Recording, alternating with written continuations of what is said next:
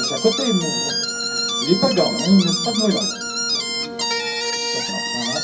Nous tâcherons de l'accompagner en fin d'après-midi jusqu'à la maison natale de Mathé du Mandal.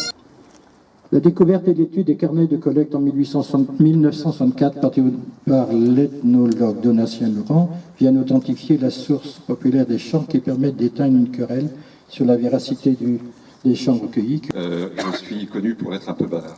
Non, simplement pour dire que un petit peu mon émotion d'avoir déposé cette gerbe sur la tombe de Théodore Herzard-Lévy-Marquet. Ça fait maintenant quelques dizaines d'années que j'ai l'occasion de travailler sur ses archives, sur ses écrits, de travailler sur donc sa correspondance.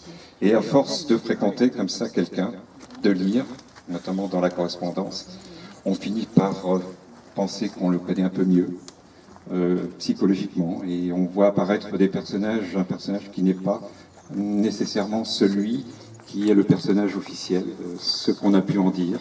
Donc ça c'est quelque chose d'assez émouvant.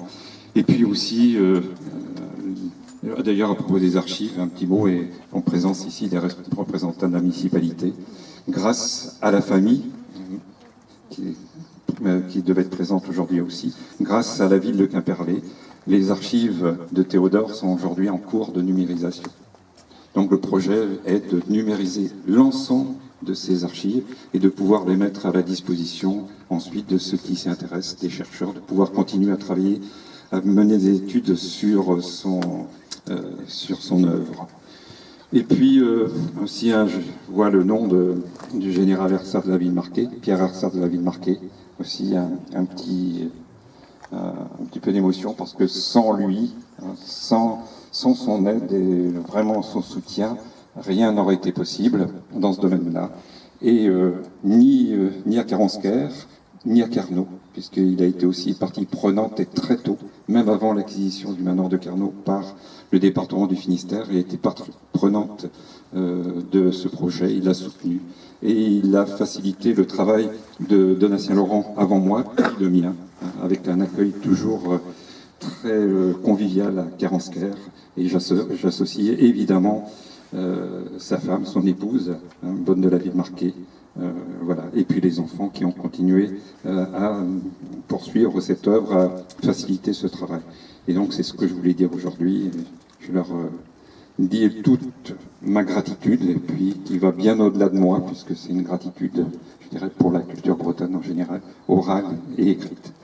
Théodore Herzard-Lévy-Marquet, le Harzasbreis, il y a des chants qui me sont plus chers que d'autres. La peste d'Élian, puisque Élian est ma ville, ma commune natale. Et puis, ce que je viens d'entendre aussi, c'est le carnaval de Rospordin.